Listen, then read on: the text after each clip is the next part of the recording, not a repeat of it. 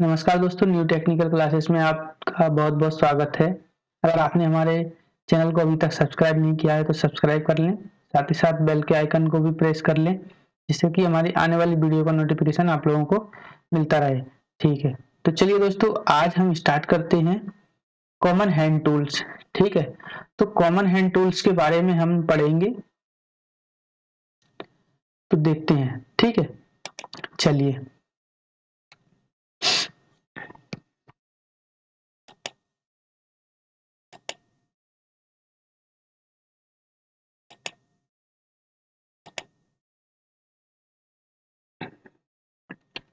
Common hand tools मतलब होता है सामान्य हस्त औजार ना, इनके बारे में हम पढ़ेंगे। ठीक है, तो देखिए कॉमन हैंड टूल्स क्या होते हैं। यानी वर्कशॉप में किसी जॉब को पकड़ने के लिए जो साधन प्रयोग किए जाते हैं, जो साधन प्रयोग किए जाते हैं उसको क्या कहते हैं, उसको वर्कशॉप में जो जॉब को पकड़ने के लिए जो साधन प्रयोग किया जाता है उसको हम कहते हैं बाइस। ठीक है, ये हमारे कॉमन हैंड टूल्स के बारे में है। जैसे हैंड टूल हमारा बाइस हो गया, फाइल हो गया, है ना। और इस तरह के यहाँ जो हमारे हैंड टूल्स हैं उनके बारे में हम जो है वन लाइनर क्वेश्चन पढ़ेंगे। ठीक है, वर्कशॉप में किसी भी जॉब को पकड़ने के लिए जो साधन प्रयोग में लाया जाता है उसे हम बाइस कहते हैं। ठीक है, नेक्स्ट जो है बेंच वाइज का साइज, यानी जो हमारा बाइस होता है उसमें एक बेंच वाइज होता है, उसका साइज है ना, बाइस का जो साइज लिया जाता है वो जॉ प्लेट की लंबाई से लिया जाता है। ठीक है, जॉ प्लेट की लंबाई से,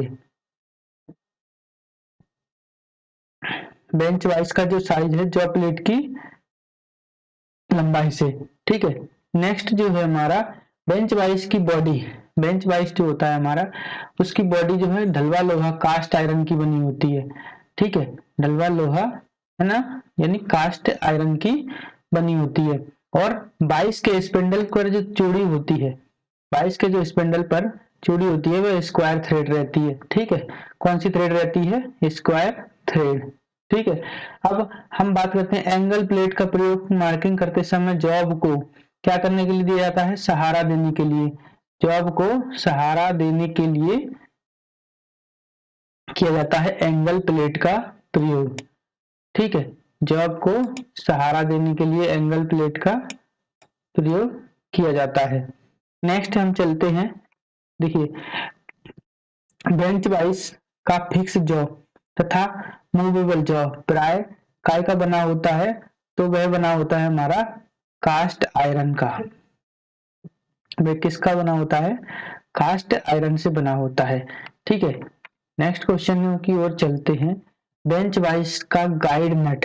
ठीक है, यहाँ पर गाइड नट की बात हो रही है, गाइड नट। ठीक है, गाइड नट से बहुत अच्छा क्वेश्चन जो है पूछा जाता है पेपर में कि बेंच वाइज का जो गाइड नट है वो किसका बना होता है। ठीक है, यह गन मेटल का बना होगा, गन मेटल का। ठीक है, बेंच वाइज का जो गाइड नट है वह गन मेटल का बना रहता है। और बेंच वाइज का माप, जो माप लिया जाएगा वो जॉ की चौड़ाई से लिया जाता है। और बेंच वाइज की ऊंचाई, जो हाइट रखते हैं हम, वो क्या बोलते हैं? कोहनी की, कारीगर की कोहनी के बराबर तक रखनी चाहिए। ठीक है, कहाँ तक रखनी चाहिए? कारीगर की कोहनी के बराबर, जो कि हमारी लगभग 102 सेंटीमीटर तक होती है। ठीक है, अब देखिए टूल मेकर क्लैंप का प्रयोग छोटे छोटे फिनिश जॉबों को पकड़ने के लिए करते हैं। जी हाँ दोस्तों, टूल मेकर जो क्लैंप होते हैं वो छोटे छोटे जॉबों को पकड़ने के लिए हम प्रयोग करते हैं। अब बेंच वाइज को क्या कहा जाता है? बेंच वाइज को कहा जाता है समानांतर जबड़ा, है ना, पैरेलल जॉ भी कहते हैं। किसको? बेंच वाइज को। ठीक है, तो इसको समानांतर। अब देखिए सी क्लैंप का प्रयोग मशीन पर जॉब को क्या करने के लिए किया जाता है? बांधने के लिए, है ना, जॉब को बांधने के लिए प्रयोग किया जाता है सी क्लैंप का। ठीक है, तो दोस्तों आज की इस वीडियो में हम रिवीजन कर रहे हैं मशीनिस्ट की थ्योरी का। ठीक है, तो देखिए नेक्स्ट क्वेश्चन की ओर चलते हैं। नेक्स्ट जो हमारा क्वेश्चन है, पाइप वाइज का प्रयोग। पाइप वाइज का जो प्रयोग है ना, वो क्या करने के लिए किया जाता है? पाइप वाइज का प्रयोग बेलनाकार जॉब को जो है पकड़ने के लिए हम प्रयोग करेंगे, इससे बेलनाकार जॉब को पकड़ा जाता है। ठीक है, अब क्वेश्चन के बारे में बात करेंगे, रेती है ना, रेती के बारे में हम बात कर रहे हैं। तो देखिए सबसे पहले ये बनाई जाती हाई कार्बन स्टील, है ना। क्वेश्चन हमारा, रेती जो है बनाई जाएगी हाई कार्बन स्टील की। अब इसका जो साइज लिया जाएगा, साइज पॉइंट से शोल्डर तक लिया जाएगा, है ना। फाइल का बीच का भाग कैसा होता है, फाइल का बीच का भाग जो है मोटा होता है तथा टेपर में भी रखा जाता है, यानी फाइल का बीच का जो भाग है जो है मोटा और टेपर में भी रखा जाता है। ठीक है, अब देखिए फाइलिंग करते समय जो कण धातु की फाइल के दांतों में फंस जाते हैं उसको क्या कहते हैं। ठीक है, उसको कहते हैं पिनिंग ऑफ फाइल, उसको क्या कहते हैं, उसको पिनिंग ऑफ फाइल हम कहते हैं। ठीक है, चलिए अब देखिए नेक्स्ट साइड वाले क्वेश्चन, जो अभी हमने लेफ्ट साइड वाले क्वेश्चन किए थे, अब राइट साइड वाले क्वेश्चनों पे आ जाते हैं। देखिए इसी पेज में यहाँ से जो है हमारे राइट साइड वाले क्वेश्चन चालू हो जाएंगे। तो देखिए जिस क्रिया से रेती द्वारा धातु को काटा जाता है उसे क्या कहते हैं। तो देखिए सिंपल सी बात है, उसे हम फाइलिंग कहेंगे, है ना।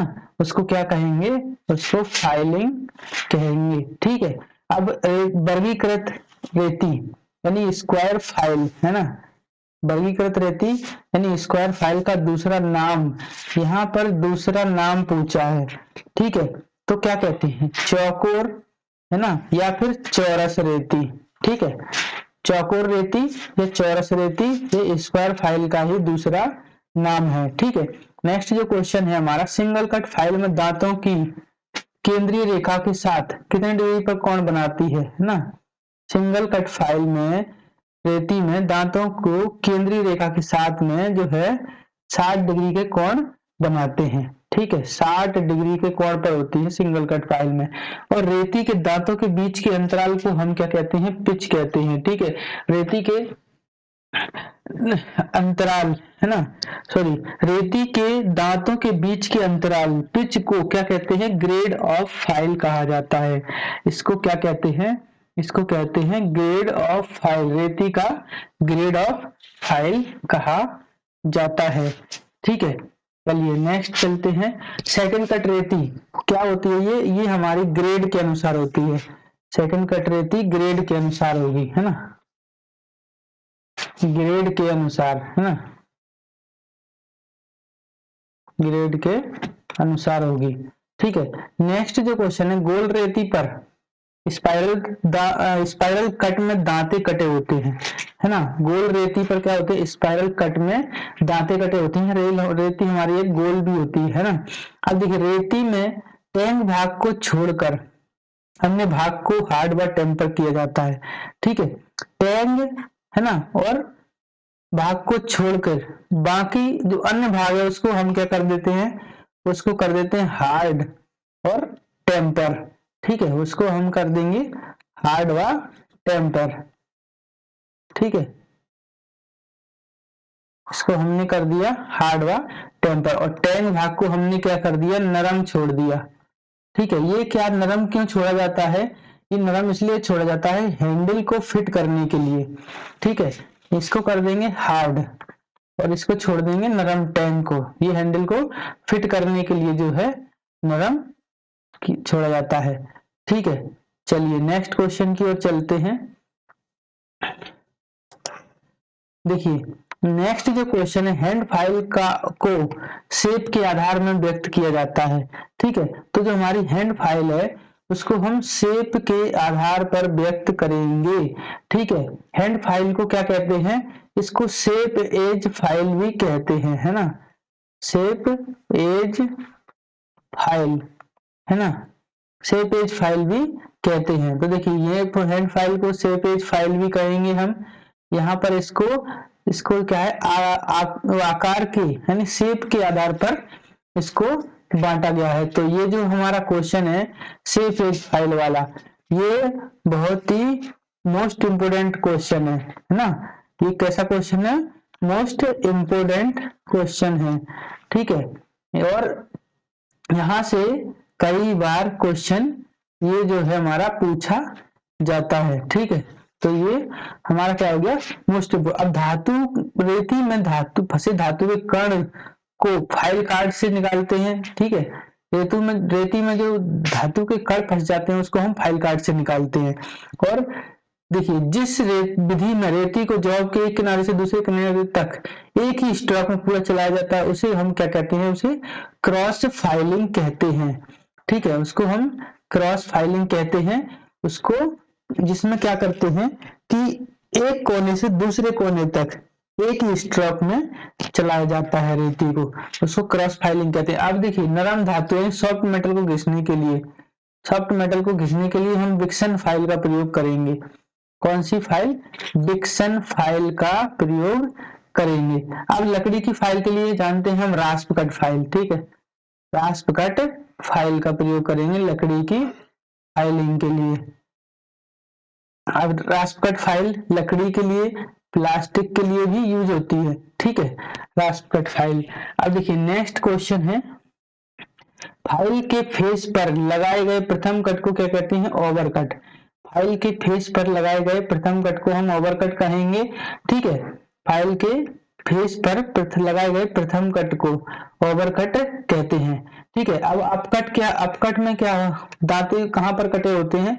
देखिए, अपकट फाइल की बात करें तो दांते इसमें 75 डिग्री से 80 डिग्री पर कटे होते हैं। ठीक है, अब इसमें ओवरकट भी होता है, तो ओवरकट में दांते हमारे 60 डिग्री पर कटे होते हैं, 60 डिग्री पर। ठीक है, अब देखिए, यहां पर क्वेश्चन आ जाता है नेक्स्ट कि प्लास्टिक, नंबर 1 प्लास्टिक, 2 रबर, 3 शीशा, इन सब की फाइलिंग के लिए क्या करेंगे?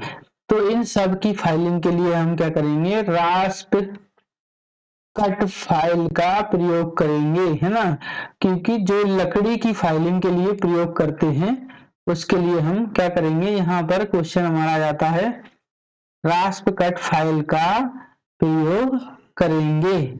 ठीक है ना, यानी शीशा, प्लास्टिक और लकड़ी,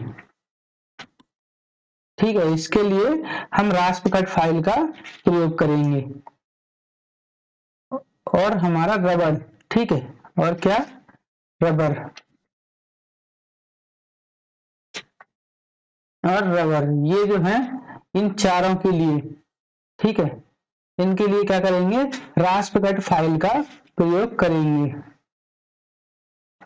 रास्प कट फाइल, ठीक है। नेक्स्ट जो है, देखिए, कोर्स फाइल का प्रयोग। अब हम आ जाते हैं यहाँ।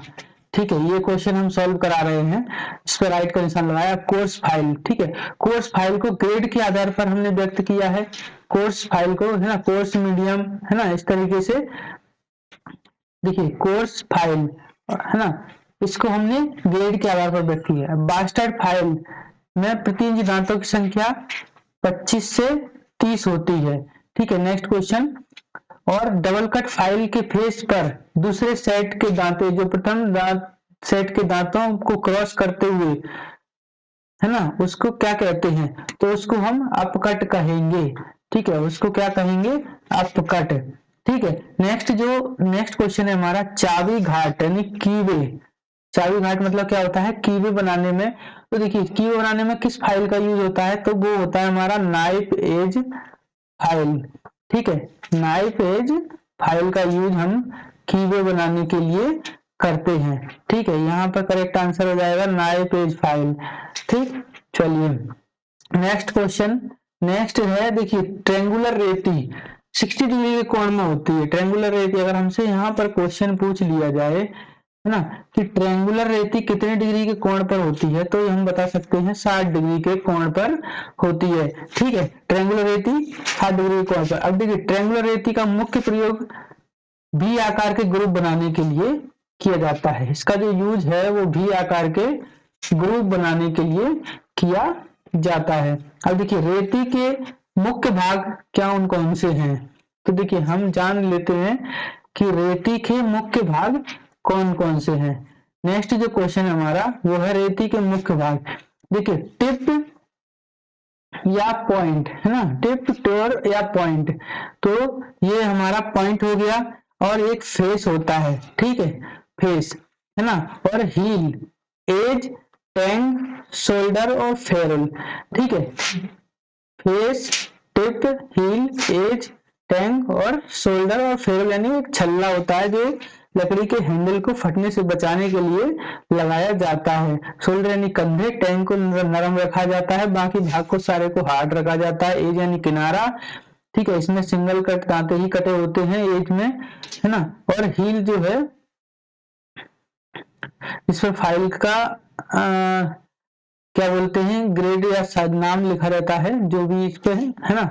अब देखिए फेस, फेस में हमारे दांते कटे होते हैं, और टिप या पॉइंट, ठीक है, तो इसकी लंबाई जो है इसके पॉइंट से इसके शोल्डर तक ली जाती है, ठीक है। ये हमारे फाइल के मुख्य भाग हो गए हैं। अब हम रेती को मांगते समय, यानी रेती खरीदने अगर हम मार्केट जाएंगे, रेती खरीदने यदि मार्केट जाते हैं और उसको मांगते समय निम्नलिखित विवरण देना पड़ेगा हमको। क्या विवरण देना पड़ेगा? देखिए, सबसे पहले हमको उसकी लंबाई देना पड़ेगी कि किस किस लंबाई की आपको रेती चाहिए, फिर हमको उसका शेप बताना पड़ेगा, ठीक है, अगर हम मार्केट में रेती खरीदने जाते हैं तो। फिर ग्रेड का बताना पड़ेगा कि किस ग्रेड की है, ठीक है, और फिर कट बताना पड़ेगा कि किस कट में है, ठीक है। चलिए नेक्स्ट जो क्वेश्चन, रेती के 10 मिलीमीटर में दांतों की संख्या को ग्रेड कहते हैं, ठीक है। ग्रेड की जो परिभाषा है वह है रेती के 10 मिलीमीटर में, यानी 10 मिलीमीटर की लंबाई में दांतों की संख्या को क्या कहते हैं, उसको हम ग्रेड कहते हैं। तो ये क्वेश्चन हमारा हो जाएगा यहाँ से, अगर पेपर में पूछ लेता है तो, कि ग्रेड किसे कहते हैं। अब आता है क्वेश्चन, ये देखिए ये वाला क्वेश्चन जो है बहुत ही मोस्ट और इम्पोर्टेंट क्वेश्चन है, ठीक है, कई बार इसको पूछ भी लेता है। और देखिए मिल्सा फाइल, है ना, मिल्सा फाइल का प्रयोग लकड़ी की आरी यानी सा को तेज करने में प्रयोग किया जाता है, ठीक है। मिल्सा फाइल है हमारी, उसका जो प्रयोग है वो लकड़ी की जो आरी होती है उसके दांतों को तेज करने के लिए प्रयोग करेंगे, ठीक है।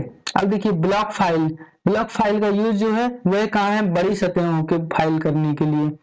ब्लॉक फाइल का यूज, ब्लॉक फाइल का यूज क्या है, बड़ी सतहों को फाइल करने के लिए। अब जॉब पर उठे हुए हाई स्पॉट्स, खरोंच, स्क्रैच आदि को दूर करने के लिए, हाई फिनिश लाने के लिए क्या प्रयोग करेंगे। तो देखिए क्वेश्चन हमारा क्या कह रहा है कि जॉब पर उठे हुए हाई स्पॉट, खरोंच, स्क्रैच आदि को दूर करने के लिए एवं हाई फिनिश लाने के लिए ड्रॉप फाइलिंग का प्रयोग करेंगे, ठीक है। ड्रॉप फाइलिंग, गोल रेती को और क्या बोला जाता है, तो चूहा पूंछ रेती यहाँ पर बोला जाता है, यानी रेड टेल रेती, ठीक है। चूहा पूंछ रेती या रेड टेल रेती, गोल रेती को बोला जाता है, ठीक है। उठे हुए स्क्रैच, खरोंच आदि को दूर करने के लिए, फिनिश लाने के लिए ड्रॉप फाइल का यूज करेंगे। ब्लॉक फाइल बड़ी सतह के लिए यूज करेंगे। मिल्सा फाइल आरी के दांतों के लिए यूज करेंगे। 10 मिलीमीटर की लंबाई में, 10 मिलीमीटर के एरिया में दांतों की संख्या को हम ग्रेड कहते हैं, ठीक है। यहाँ पर हमारे ये क्वेश्चन कंप्लीट हुए। अब चलते हैं नेक्स्ट क्वेश्चन की तरफ, ठीक है। तो देखिए नेक्स्ट जो हमारे क्वेश्चन है वह क्या है, नेक्स्ट जो क्वेश्चन है, जो रेती बीच में उभरी हुई होती है उसे क्या कहते हैं, उसे कन्वेक्सिटी कहते हैं, ठीक है, उसको क्या कहते हैं, कन्वेक्सिटी कहते हैं, है ना। जो रेती उभरी हुई होती है उसको कन्वेक्सिटी ऑफ फाइल कहा जाता है, ठीक है। जिस फाइल के एज पर दांते नहीं होते हैं, ठीक है, जिस फाइल के एज पर दांते नहीं होते हैं उसको क्या कहते हैं। बहुत ही मोस्ट और इम्पोर्टेंट क्वेश्चन है ये वाला, ठीक है, क्वेश्चन पेपर में बहुत ही ज्यादा पूछा जाता है, ये आईएमपी इस पे लगा लेते हैं हम, इम्पोर्टेंट क्वेश्चन है, ठीक है। तो इसको हम क्या कहते हैं, शेप एज फाइल, यानी जिसके दांते नहीं होते हैं। यह हमारे दो साइड हैं, यहाँ एक साइड है, एक ये साइड है। अब हमको इस वाले भाग में रेती चलाना है तो इधर वाले से एज को हमको बचाना रहेगा, ठीक है। तो हम क्या करेंगे, उसमें हैंड फाइल यानी शेप एज फाइल का यूज करेंगे। उसके एक सिरे पर दांते नहीं होते हैं, ठीक है, तो ये वाली शेप हमारी घिसेगी नहीं, ठीक है। तो इसलिए यहाँ से जो है हैंड फाइल को हम क्या कहते हैं, शेप एज फाइल, ठीक है, शेप एज फाइल। अब देखिए सेकंड कट फाइल क्या है, ग्रेड के अनुसार वर्गीकृत है, ठीक है। ये भी क्वेश्चन पूछा जाता है कि सेकंड कट फाइल किसके अनुसार वर्गीकृत है, तो सेकंड कट फाइल जो है ग्रेड के अनुसार वर्गीकृत है। प्राय रेती की टैंक हार्ड नहीं होती है, ठीक है। हार्ड क्यों नहीं होती है, क्योंकि हैंडल को फिट करते समय टूटे ना, है ना। हैंडल फिट करेंगे अगर हार्ड हो जाएगी तो क्या होगी, टूट जाएगी, है ना, टूट जाएगी। इसलिए हैंडल फिट करते समय टूटे ना, इसलिए हार्ड नहीं करते हैं, ठीक है। चलिए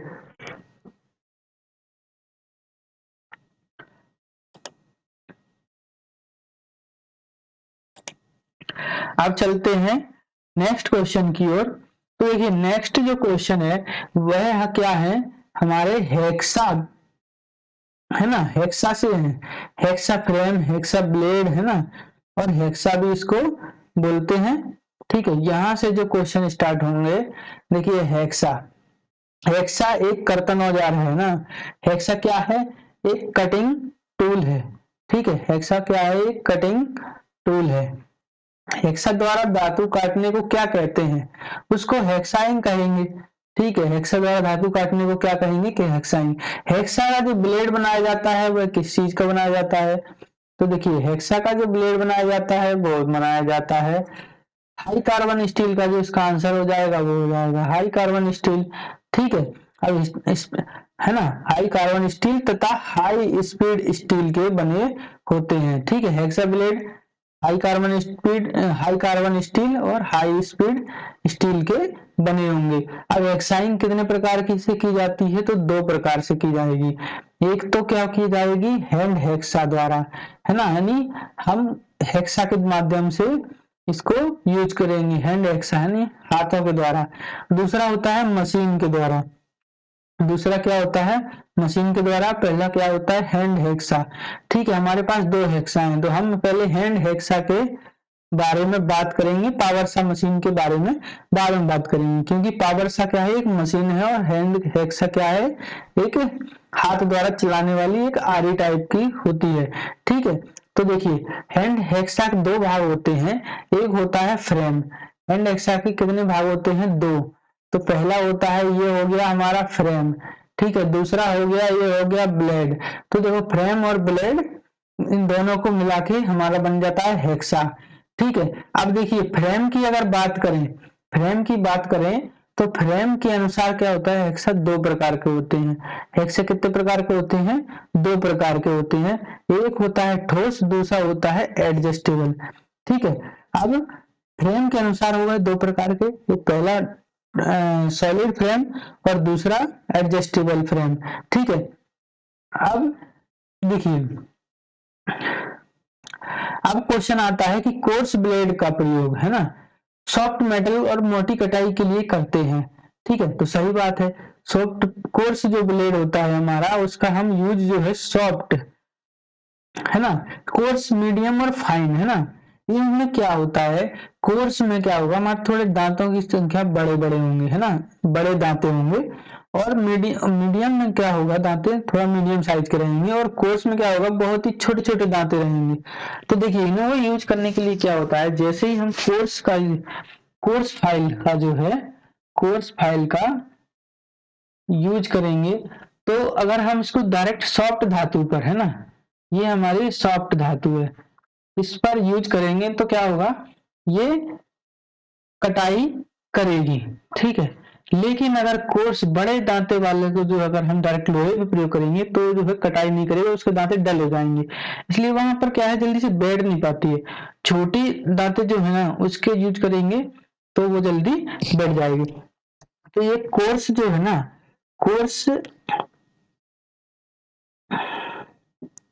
ब्लेड, वो हम सॉफ्ट मेटल के लिए यूज करेंगे। अब, है ना, अब मध्यम जो मीडियम ग्रेड के ब्लेड हैं वो साधारण कार्यों के लिए यूज कर सकते हैं, जैसे मृदु इस्पात या ढलवा लोहा, ठीक है। यानी ये तो सॉफ्ट हो गए और ये से थोड़े से हार्ड यानी मीडियम टाइप में।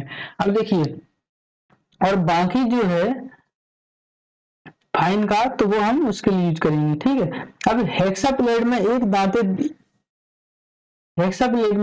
दांते के मध्य से दूसरे दांते के मध्य तक की बीच की दूरी को हम क्या कहते हैं, तो उस दूरी को हम कहते हैं पिच। ठीक है, उस दूरी को क्या कहते हैं, पिच कहते हैं। एक दांते से दूसरे दांते के बीच की दूरी को पिच कहते हैं, है ना। तो देखिए, एक दांते से दूसरे दांते के मध्य तक की बीच की दूरी को हम पिच कहेंगे। अब देखिए हेक्सा तो जो है हमारा, hexa blade high carbon steel और हाई स्पीड स्टील का बनाया जाता है, लेकिन हेक्सा जो फ्रेम है वह बनाया होता है माइल्ड स्टील का, MS, है ना, माइल्ड स्टील का बना होता है। ठीक है, जिग जैग कटाई के लिए प्रयोग की जाने वाली ब्लेड की चौड़ाई कितनी होती है, तो देखिए 3 मिलीमीटर से 5 मिलीमीटर होती है जिग जैग की कटाई करने के लिए। ठीक है, ब्लेड की जो चौड़ाई होती है वो 3 मिलीमीटर से 5 मिलीमीटर होती है। अब हेक्सा ब्लेड को उसकी लंबाई, पिच तथा लंबाई और पिच का प्रकार से निर्दिष्ट किया जाता है। हेक्सा ब्लेड को कि कितनी लंबाई की है ना, और उसकी पिच कितनी है ना, पिच कितनी है, उसकी लंबाई कितनी है सबसे पहले, फिर पिच कितनी है। अब पतली मोटाई की पाइप को काटने के लिए हम क्या करेंगे, फाइन पिच का प्रयोग करेंगे, फाइन पिच का प्रयोग करेंगे। अब हेक्सा ब्लेड की लंबाई, ब्लेड अधिकतम जो लंबाई के बनाए जाते हैं तो 200 से 300 के बीच में बनाए जाते हैं। ठीक है, कुछ क्वेश्चन और हैं, तो देखिए इनको भी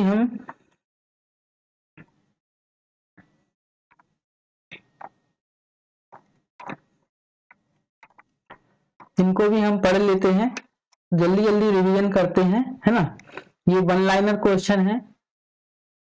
तो देखिए, मोटी धातु को काटने के लिए क्या प्रयोग किया जाता है, तो देखिए मोटी धातु काटने के लिए पावर सा मशीन का प्रयोग किया जाता है। हेक्साइन करते समय कूलेंट को क्या करता है, ब्लेड को ठंडा रखता है। कूलेंट ये क्या करता है, ब्लेड को ठंडा करने के लिए प्रयोग करते हैं। हेक्साइन का साइज एक छिद्र से दूसरे छिद्र के बीच के केंद्र से लिया जाता है। यहाँ पर बात की जा रही है हेक्सा ब्लेड की।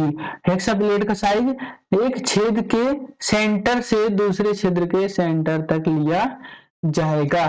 ठीक है, ये क्वेश्चन हमारा हो गया। ये बहुत ही अच्छा क्वेश्चन है ना, इसको IMP हम कह सकते हैं, मोस्ट इंपोर्टेंट क्वेश्चन है।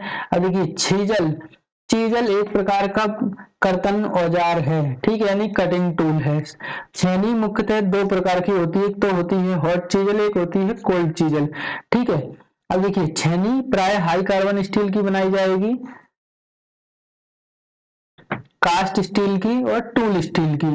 ठीक है, high carbon steel, cast steel, tool steel की बनाई जाती है हमारी छेनी। साइड कट छेनी का प्रयोग एज को साफ करने के लिए, यानी कॉर्नर्स को 90 डिग्री पर बनाने के लिए, समकोण पर बनाने के लिए प्रयोग किया जाता है। ठीक है, एज को साफ करने के लिए क्या प्रयोग किया जाता है, साइड कट छेनी का प्रयोग हम करते हैं। ठीक है, नेक्स्ट जो क्वेश्चन है, फ्लैट चीजल का प्रयोग क्यों किया जाता है, तो देखिए फ्लैट चीजल का प्रयोग जो है हम पतली सीट, सरिया, समतल सतह को से अनावश्यक धातु हटाने के लिए करते हैं। क्रॉस कट छेनी का प्रयोग हम कीवे बनाने के लिए करेंगे। ठीक है, क्रॉस कट छेनी का प्रयोग कीवे बनाने के लिए करेंगे। और देखिए चिपिंग करते समय जाली का प्रयोग करना चाहिए, नहीं तो चिप क्या होगा, हमारी आंखों में लग जाएगी। ठीक है, चिपिंग करते समय कटिंग एज पर ध्यान देना चाहिए। कटिंग एज पर ध्यान नहीं देंगे तो जो छेनी को ठोकने के लिए हैमर का प्रयोग करते हैं, हो सकता है हमारी उंगली पर लग जाए और चोट लग जाए। ठीक है, चिपिंग करते समय स्क्रीन गार्ड का प्रयोग तो या चश्मे का प्रयोग भी करना चाहिए। ठीक है, स्क्रीन गार्ड और चश्मे का प्रयोग। छेनी से काटने क्रिया को कहते हैं हम चिपिंग, है ना। अब चपटी छेनी यानी फ्लैट चीजल का कटिंग एज क्या होता है, थोड़ा सा कॉन्वेक्स से ग्राइंड करना चाहिए।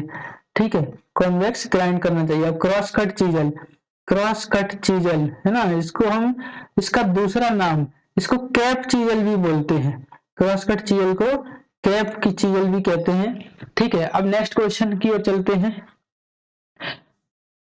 राउंड नोज चीजल है ना, जिसकी नोज जो है वह राउंड है, उस चीजल का फोर्जन कोण 30 डिग्री, कटिंग कोण 35 से 40 डिग्री होता है। ठीक है, फोर्ज कोण 30 डिग्री और कटिंग कोण कितना 35 से 40 डिग्री। अब देखिए, अब बात करते हैं हम स्क्रैपर्स की। स्क्रैपर्स क्या होता है?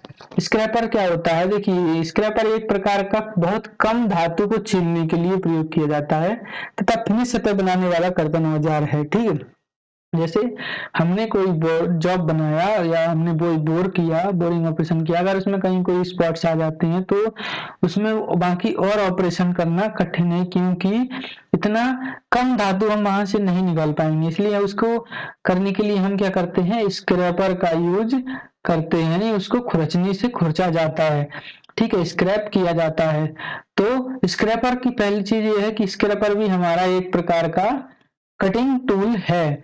ठीक है, अब स्क्रैपर जो बनाया जाता है वो बनाया जाता है हाई कार्बन स्टील का और हाई स्पीड स्टील का स्क्रैपर बनाया जाता है। ठीक है, अब और स्क्रैपर हम पुरानी रेतियों को ग्राइंड करके भी बनाया जाता है।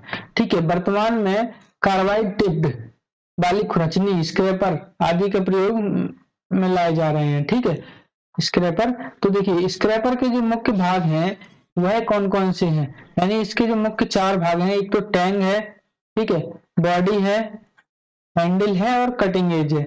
ठीक है, हैंडल है और कटिंग एज है।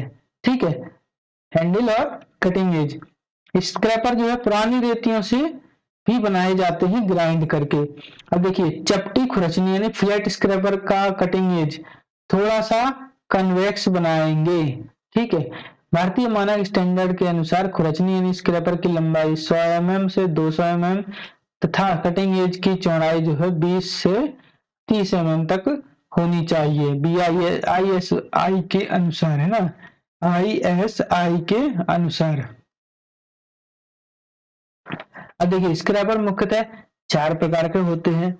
सबसे पहला स्क्रैपर है फ्लैट खुरचनी, दूसरा है अर्धगोल खुरचनी, तीसरा है त्रिभुजाकार खुरचनी, चौथा है 2 हैंडल वाली खुरचनी। ठीक है, अब बात करें तो अर्धगोल खुरचनी जो है हाफ राउंड स्क्रैपर जॉब के अंदर की गोलाकार सतह को परिशुद्ध करने के लिए प्रयोग किए जाते हैं, यानी हाफ राउंड स्क्रैपर जो है जॉब के अंदर की गोलाकार सतह के लिए प्रयोग किए जाते हैं। तो और त्रिभुजाकार यानी ट्रायंगुलर खुरचनी जो है त्रिभुज की आकृति के लिए प्रयोग की जाती है, और त्रिभुजाकार खुरचनी का प्रयोग बुश बेयरिंग के तेज किनारों की या भीतरी गोलाकार सतह को स्क्रैप करने के लिए किया जाता है। ठीक है, नेक्स्ट जो क्वेश्चन है, स्क्रैपिंग या हाथ मशीन से की जाती है। स्क्रैपिंग देखो हाथ से भी कर सकते हैं, मशीन से भी कर सकते हैं। ठीक है, स्क्रैपिंग करते समय स्क्रैप की सतह पर हाथ नहीं फेरना चाहिए। ठीक है, क्योंकि हमें बर्ग लग जाएंगे, स्क्रैप करेंगे वहां से कोई भी तिनका या हाथ की सरफेस पर लग जाएगा। ठीक है, तो हमको जो है चोट लग सकती है। हुक स्क्रैपर, एक हमारे हुक स्क्रैपर होता है, इसका प्रयोग बड़ी बड़ी फ्लैट सतहों के मध्य नरम भाग जैसे एल्यूमिनियम, एलॉय, है ना, व्हाइट मेटल आदि को छीलकर सतह परिशुद्ध बनाने के लिए किया जाता है हुक स्क्रैपर का प्रयोग। ठीक है, स्क्रैपर द्वारा धातु को छीलने की प्रक्रिया को हम क्या कहते हैं, उसको कहेंगे स्क्रैपिंग। ठीक है, एक बार में स्क्रैपर द्वारा धातु काटी जाती है। तो देखिए, एक बार में 0.005 से 0.007 तक यानी 5 माइक्रोन से 7 माइक्रोन तक धातु काटी जाती है। ठीक है, अब हैमर के बारे में आ जाते हैं, क्योंकि हैमर भी हमारा हैंड टूल है। तो देखिए, हैमर जो है 2 प्रकार के होते हैं, एक तो हैंड हैमर, एक पावर हैमर। ठीक है, पावर हैमर नाम से ही समझ में आ रहा है कि ये पावर हैमर मशीन द्वारा चलेगा, और हैंड हैमर जो है हम हाथ द्वारा चलाते हैं। ठीक है, तो देखिए हैमर की बात करें तो हैमर की पहचान सबसे पहले इसके भार पेन के आकार से की जाती है। हैमर क्या होता है, हाई कार्बन स्टील और कास्ट स्टील का बना होता है। हैमर का फेस जो है वह पेन क्या होंगे, हार्ड हो जाएंगे। जैसे हम हैमर का फेस और पेन दोनों जो कि हमारी वर्किंग सरफेस रहती है वह हार्ड व टेम्पर हो जाएगी। ठीक है, टेम्पर रहेगी। और पावर हैमर क्या होता है, भारी व बड़े जॉबों को फोर्ज करने के लिए प्रयोग किया जाता है। और हैंड हैमर अधिकतम मशीन शॉप में हैंड हैमर कहाँ पर प्रयोग किया जाएगा? मशीन शॉप में, ठीक है, शॉप फ्लोर में, मशीन शॉप में किया जाएगा और फिटिंग शॉप में। अब देखिए पिन का ऊपरी भाग, पिन क्या होता है? देखिए ऊपरी का जो भाग होता है हैमर का वो पिन हो जाता है, ठीक है, और नीचे का जो भाग होता है वह हो जाता है फेस। हैमर के जिस भाग में हैंडल डाला जाता है उसको हम क्या कहते हैं? आई होल कहते हैं। हैंडल इसका एक पार्ट हो गया हैमर का। अब हैमर के साइड वाले भाग को क्या कहते हैं? उसको जो हम चीक कहेंगे, यानी गाल, हैमर के गाल। हल्के हथौड़ों के लिए, है ना, हत्थे की लंबाई कितनी होनी चाहिए? देखिए हल्के जो हैमर होते हैं, हल्के जो हैमर होते हैं उनके हत्थे मतलब हैंडल की लंबाई 200 से 260 और भारी हथौड़ों के लिए 380 से 450 मिलीमीटर होनी चाहिए। क्ला हैमर क्या करता है? ये जो है बड़ाई द्वारा यूज किया जाता है, लकड़ी में से कील निकालने के लिए इसका जो है स्पेसिफिक काम है, ठीक है। अब देखिए फ्लैट पिन हैमर के फेस तथा पिन दोनों चपटे हैं तथा डबल फेस हैमर भी कहते हैं, ठीक है। फ्लैट पिन हैमर के फेस तथा पिन दोनों ही चपटे हैं तो इसको डबल फेस हैमर भी कहेंगे, ठीक है, इसको क्या कहेंगे? डबल फेस हैमर भी। अब ये क्रॉस पिन हैमर की का पिन जो है क्या करने के लिए प्रयोग किया जाता है? ये क्षैतिज यानी चैनल बनाने के लिए प्रयोग किया जाता है क्रॉस पिन हैमर का पिन, ठीक है। स्ट्रेट पिन हैमर क्या करता है? शीट में ग्रुप बनाने के लिए प्रयोग करते हैं। अब हैमर के भागों के बारे में एक बार जान लेते हैं। देखिए हैमर का जो भाग होता है, ऊपर का भाग पिन होता है ना, नीचे का भाग जो है फेस होता है, नेक होता है साइड का भाग, नहीं चीक होता है साइड का भाग, ठीक है, और पोल, है ना, और नेक, नेक यानी गला, ठीक है, ये होते हैं, ठीक है। अब देखिए घन हैमर अन्य हैमरों की अपेक्षा भारी वजन में होते हैं, ठीक है। ये तो हम जानते हैं कि देखिए सॉफ्ट हैमर और जो हमारे बाकी के जो हैमर आते हैं वो क्या है? कम वजन के रहते हैं, लेकिन जो घन हैमर जो श्रेणी है यानी स्लेज हैमर की जो श्रेणी है वो क्या है? भारी हैमरों की श्रेणी में आ जाता है, ठीक है। अब देखिए घन हैमर यानी स्लेज हैमर की हम बात करें तो इसका प्रयोग अधिकतर खानों में क्या करने के लिए किया जाता है? फोर्ज करने के लिए धातु को, यानी फोर्जिंग शॉप में या सरिया काटने के लिए इसका यूज किया जाता है, ठीक है। अब देखिए अब हम बॉल पिन हैमर की बात करेंगे। देखिए बॉल पिन हैमर की पिन, बॉल पिन हैमर की पिन अंडाकार होती है, ठीक है, तथा टेपर आकार की होती है बॉल पिन हैमर की पिन। और जिस हैमर का भार वेट 2 किलोग्राम से ऊपर होता है उसको क्या कहते हैं? हम उसको स्लेज हैमर कहते हैं या घन हैमर कहते हैं, ठीक है। और लकड़ी से बने हैमर को क्या कहेंगे? हम सॉफ्ट हैमर, लकड़ी से बने हैमर को कहेंगे सॉफ्ट हैमर। और जिस हैमर की बॉडी, जिस हैमर की बॉडी जिस हैमर की बॉडी लोहे की तथा फेस नायलॉन का लगा होता है उसको हम कहते हैं नायलॉन का हैमर, ठीक है। और रॉ हाइड हैमर को हैमर, है ना, या मेलिट हैमर तथा नायलॉन हैमर, ये सभी श्रेणी किसकी है? ये सॉफ्ट हैमर की श्रेणी है, ये सभी सॉफ्ट हैमर की श्रेणी है। देखिए nylon hammer, raw hide hammer, mallet hammer और नायलॉन हैमर, ये सब सॉफ्ट हैमर की श्रेणी है। अब देखिए हैंड टूल में हमारे पेच कस स्क्रू ड्राइवर का भी प्रयोग किया जाता है, क्योंकि स्क्रू ड्राइवर का पेच क्या किया जाता है? विभिन्न प्रकार के हेड वाले स्क्रू को खोलने व कसने के लिए हम स्क्रू ड्राइवर का यानी पेचकस का प्रयोग करते हैं। पेचकस का जो साइज लिया जाता है इसके, देखिए यही मेन क्वेश्चन है, पेचकस का जो साइज लिया जाता है यही मेन क्वेश्चन है। तो देखिए ये इसकी शंक की लंबाई तथा टिप की चौड़ाई से व्यक्त किया जाएगा। पेचकस के भाग क्या रहेंगे? तो हैंडल, शंक, ब्लेड और फेरल, ठीक है। अब देखिए आमतौर पर पेचकस जो है स्क्रू ड्राइवर कार्यों के आधार पर, देखिए आमतौर पर जो पेचकस है वो कार्यों के आधार पर 75 से 300 मिलीमीटर तक मिलेंगे। अब है हमारा रैचेट स्क्रू ड्राइवर, ये भी पेचकस का एक टाइप है, ठीक है। इसका प्रयोग जो है जल्दी खोलने व कसने के लिए हम करते हैं। ऑफसेट स्क्रू ड्राइवर ये भी पेचकस का टाइप है ना, इसका प्रयोग कोणीय स्थानों पर तथा ऐसी जगह पर जहां स्टैंडर्ड स्क्रू ड्राइवर कार्य नहीं कर पाएगा, वहां पर हम ऑफसेट स्क्रू ड्राइवर का प्रयोग करेंगे। वॉच मेकर स्क्रू ड्राइवर है ना, इसका प्रयोग जो है घड़ी साज के सामानों में करते हैं, है ना, घड़ी बनाने के लिए व दूसरे यंत्र की मरम्मत करने के लिए इसका प्रयोग किए जाते हैं। ठीक है, अब देखिए प्लास या प्लायर के बारे में बात करेंगे। इसका प्रयोग भी जो है हम क्या करते हैं, हैंड टूल की तरह करते हैं। प्लायर है ना, प्लायर एक ऐसा औजार है जिससे हम छोटे छोटे जॉब को, वस्तुओं को पकड़ने, तो तार वायर आदि को मोड़ने के काम में लाया जाता है। ये नॉर्मल घरों में भी यूज होता है, सब जानते हैं इसके बारे में।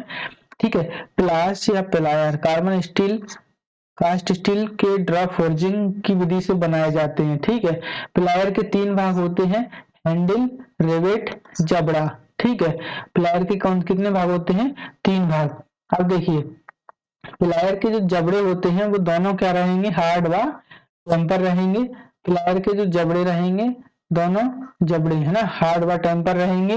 अब प्लायर के जबड़े की जो माप है, जबड़े की माप की कुल लंबाई टोटल लेंथ होगी, है ना, प्लायर के जबड़े की माप है ना, जो दोनों जॉब कितने खुल रहे हैं वो हमारे कुल लंबाई हो जाएगी। ठीक है, अब देखिए स्पेनर्स, स्पेनर्स के बारे में भी हम बात करते हैं। स्पेनर्स का यूज कहाँ करते हैं, नट व बोल्ट को खोलने या कसने के लिए। ठीक है, स्पेनर काय के बने होते हैं, carbon steel, cast steel, chrome vanadium steel और वेनेडियम स्टील को बनाए जाते हैं, लेकिन फोर्ज करके बनाए जाते हैं।